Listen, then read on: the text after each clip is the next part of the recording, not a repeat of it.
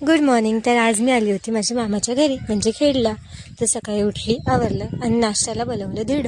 तुमच्याकडे ह्याला काय बोलतात कमेंटमध्ये नक्की सांगा. मग त्याच्यानंतर आंघोळ वगैरे केली आणि पटापट स्किन केअर केलं, कारण इतकं ऊन आहे आणि टॅन तर होणारच आहे. त्यामुळे हे एकदम एकदम इम्पॉर्टंट गोष्ट आहे. मग त्याच्यानंतर आम्ही गेलो बाहेर.